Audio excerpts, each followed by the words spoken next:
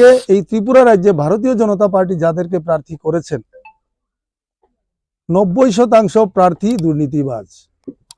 আজকে তো আমি বেশি বলবো না, সময় আসুক, সময়ে সব কথা আরো বেরোবে। আপনারা সবাই জানেন আমাদের বিপ্লব দেবকে কেন মুখ্যমন্ত্রী থেকে সরানো হয়েছে, কেউ জানে না, আমরা কিন্তু জানি। এই কথাগুলো বেরোবে। তো যার কারণে এমন একজন ব্যক্তিকে আমার কেন্দ্রে এসে প্রার্থী করা হয়েছে, যাকে আমি বলবো, আমার চণ্ডীপুরবাসীকে বলবো, আপনারা ভোট না দিন, কোনো আপত্তি নেই, কিন্তু এই ব্যক্তিকে যাতে আপনারা ভোট না দেন, যার বিরুদ্ধে অনেক তথ্য আছে, প্রমাণ আছে, যেগুলো আপনাদের সামনে আমরা, আমাদের পথসভা হবে, অনেক সভা সমিতি হবে, সেখানে আমরা ডকুমেন্টের সঙ্গে আপনাদের সামনে আমরা সেটা প্রডিউস করব।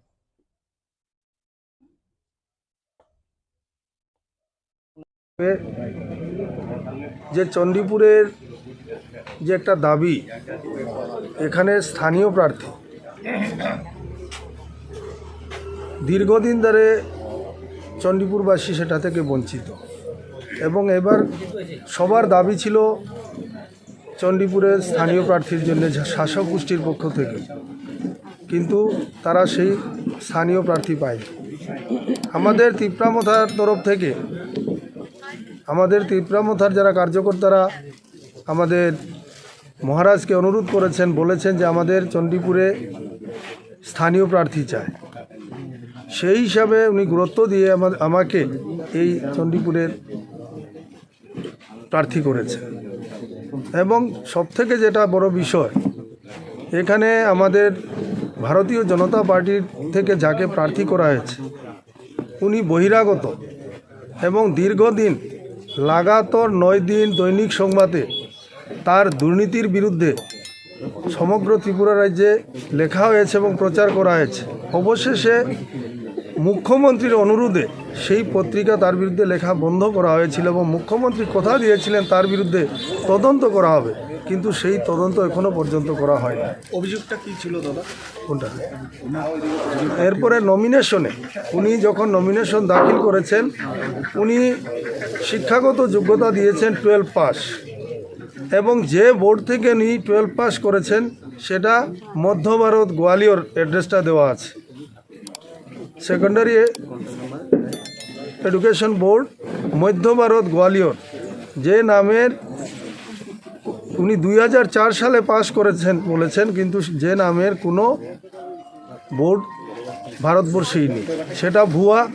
এবং এই বোর্ডের সার্টিফিকেট নিয়ে আসামে অনেকে চাকরি পেয়েছিল, যাদেরকে 2019 সালে বরখাস্ত করা হয়েছে, এবং আসাম সরকার ঘোষণা করেছে যে এই বোর্ডটা অবৈধ। এবং এলাহাবাদ হাইকোর্ট তো এটা রায় দিয়েছে যে এই সেকেন্ডারি এডুকেশনের যে বোর্ড, যে মধ্য ভারত গোয়ালিয়র, সেটা অবৈধ। কিন্তু আমার কালকের ওনার যে উত্তর ছিল, আমাদের যে ভারতীয় জনতা পার্টির প্রার্থীর উত্তর ছিল, বোর্ড যদি অবৈধ হয় তাহলে ছাত্রের কি দোষ? প্রশ্নটা শুনুন, বোর্ড যদি অবৈধ হয় তাহলে ছাত্রের কি দোষ? ছাত্র তো পড়াশোনা করেছে। তো আমরা বলেছি, তাহলে যারা উগ্রপন্থী হয়েছে, তো যেখান থেকে তারা পড়াশোনা করেছেন, তো তারা যে উগ্রপন্থী হয়েছে তার জন্য কি যে ইনস্টিটিউশনে পড়াশোনা করে দিয়েছেন, তার জন্য কি যে ইনস্টিটিউশনে পড়াশোনা করেছেন সেই ইনস্টিটিউশনটা দায়ী? তো আমরা, যেহেতু রিটার্নিং অফিসার বলেছেন যে আমাদের অধিকারে নাই যে তার নমিনেশন বাতিল করার, আপনারা হাইকোর্টে PIL করতে পারেন। এবং নির্বাচন কমিশনে ভুল তথ্য দেওয়া মানে বিরাট একটা অপরাধ, যার শাস্তি 11 বছরের জেল। উনি যাই করুন, জিতুন হারুন, যেখানেই যান, আমরা ওনাকে জেলে ঢুকাবই। তো তার এডুকেশন নিয়ে কি আপনারা আইনের দ্বারস্থ হবেন পরবর্তী সময়? হ্যাঁ, দ্বারস্থ আমরা সব ডকুমেন্ট বের করে নিয়েছি, আমরা CBI ইনকোয়ারি রিপোর্ট বের করে নিয়েছি, হাইকোর্টের রায় বের করে নিয়েছি, অলরেডি আমরা নির্বাচন কমিশনে আমরা পাঠিয়েও দিয়েছি। এবং পরবর্তীতে আমাদেরকে তারা যারা বললেন যে এটা হাইকোর্টে PIL করতে হবে, আমরা হাইকোর্টেই PIL করব।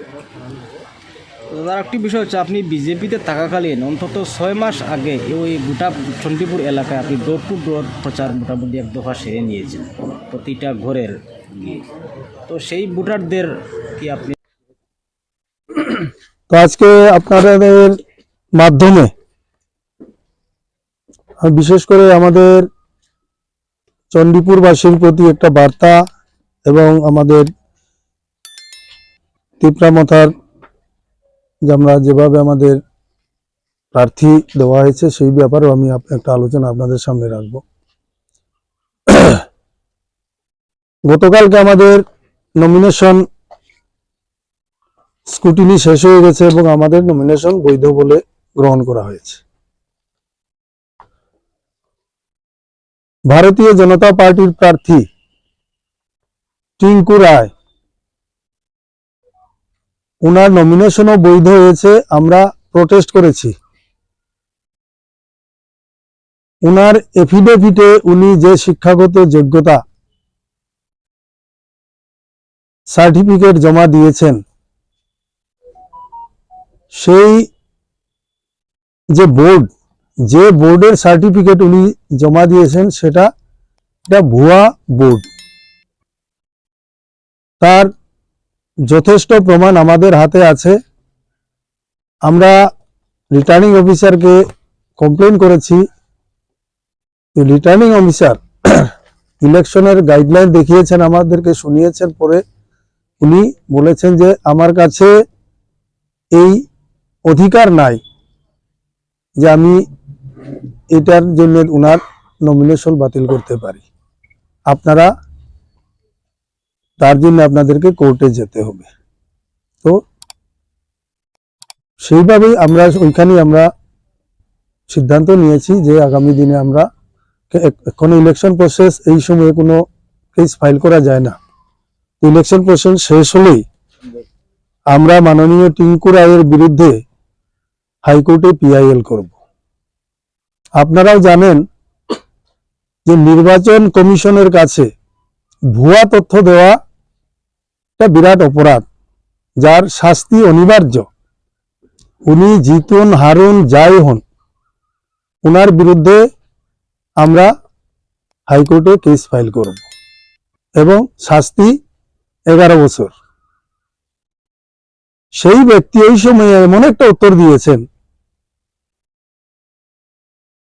বোর্ড ভুয়া, তার জন্য ছাত্র দায়ী নয়।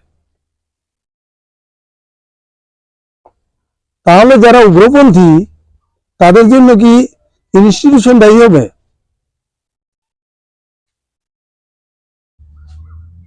তো আমরা তার বিরুদ্ধে আইনি ব্যবস্থা আমরা নেবই। পরবর্তীতে আপনারা সবাই জানেন, এর জন্য আমি চণ্ডীপুরবাসীর প্রতি আমার বার্তা, আমার কাছে সব রেকর্ড আছে এবং যে ব্যাপারে আমি কথা বলেছি আমার কাছে হাইকোর্টের, সিবিআই সব রিপোর্ট আমরা বের করে নিয়েছি। আপনারা ইচ্ছা করলে নিয়ে যেতে পারবেন। টিঙ্কু রায়ের 2018 নমিনেশন পেপার, 2023 নমিনেশন পেপার আমাদের কাছে আছে। তো সেই ব্যক্তি জালি, প্রথম থেকেই জালি নমিনেশনেই জাল পেপার সই করেছেন, বাটপার একটাকে ভারতীয় জনতা পার্টির মতো একটা স্বচ্ছ দল প্রার্থী করেছে। শুধু এইটা নয়, আপনারা সবাই জানেন দীর্ঘ 9 দিন দৈনিক সংবাদে তার বিরুদ্ধে পত্র পত্রিকায় অনেক দুর্নীতির কথা প্রকাশ হয়েছে, সেগুলোর রেকর্ডও আমাদের কাছে আছে। তো আমরা রাজনীতি করি, ঠিক আছে, তার জন্য আমরা একজন 2 নম্বরই এক দুর্নীতিবাজকে আমার চণ্ডীপুরবাসী ভোট দেবে সেটা আমিও চাই না। যার জন্যই আমি তাদের কাছে এই আবেদনটা রাখছি। যে ব্যক্তি প্রথম থেকেই জালি সার্টিফিকেট শো করতে পারে, পয়সা দিলেই জালি সার্টিফিকেট পাওয়া যায়। আমার কাছে লিস্ট আছে ভারতবর্ষে কতটা ভুয়া বোর্ড আছে, তার সম্পূর্ণ লিস্ট আমরা বের করে নিয়েছি। তো যার জন্য আপনাদেরকে এই বিষয়টা জানানোর জন্যই আমরা এবং আমরা রিটার্নিং অফিসারের কাছে আমরা অলরেডি তার বিরুদ্ধে কমপ্লেইন দিয়েছি। তো আপনাদের মাধ্যমে আমরা জনগণকে জানাতে চাই, যে ব্যক্তির 9 দিন পর পত্রিকাতে আউট হওয়ার পর ত্রিপুরা রাজ্যের মাননীয় মুখ্যমন্ত্রীর অনুরোধে দৈনিক সংবাদ পত্রিকা লেখা বন্ধ করেছে, উনি কথা দিয়েছিলেন তার বিরুদ্ধে তদন্ত হবে, কিন্তু সেই মুখ্যমন্ত্রী তাকে সঙ্গে নিয়েই ঘুরছেন, তাকে বিধানসভার টিকিট পাইয়ে দিচ্ছেন। তো গণতন্ত্রে এইরকম মানুষকে যদি আমরা টিকিট দিই, তাহলে যে আমরা যে গণতন্ত্র বলি, গণতন্ত্রের মর্যাদাটা কোথায় গিয়ে পৌঁছেছে সেটা আপনারা সবাই জানেন। আপনারা সবাই জানেন আমি দীর্ঘ 23 বছরে এই ঊনকোটি ডিস্ট্রিক্ট বা ত্রিপুরাতে এই ভারতীয় জনতা পার্টির আমি একজন কার্যকর্তা। তো আজকে এই ত্রিপুরা রাজ্যে ভারতীয় জনতা পার্টি যাদের আপনি কি করবেন প্রথমত, বা আপনার কি পরিকল্পনা রয়েছে? কারণ যেহেতু আপনি স্থানীয় প্রার্থীর বিষয়টা তুলেছিলেন মূলত স্থানীয় সমস্যা সমাধানের জন্য বা উন্নয়নের জন্য, সেক্ষেত্রে ভোটাররা যদি আপনাকে আশীর্বাদ করেন, আপনি জয়যুক্ত হন, সেক্ষেত্রে চণ্ডীপুর বিধানসভাবাসীর জন্য আপনার কি পরিকল্পনা রয়েছে? ত্রিপুরা রাজ্যের মধ্যে যতগুলা বিধানসভা কেন্দ্র সব থেকে অনুন্নত, সব থেকে ডিপ্রাইভ চণ্ডীপুর কেন্দ্র।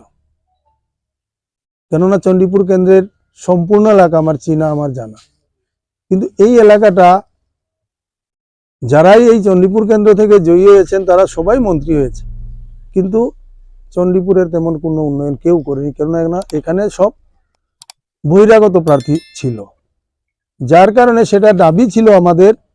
এবং যেদিন থেকে আমি ভারতীয় জনতা পার্টিতে এসেছিলাম সেদিন থেকে কিন্তু চণ্ডীপুরে লোকাল প্রার্থীদের দেওয়া শুরু হয়েছিল।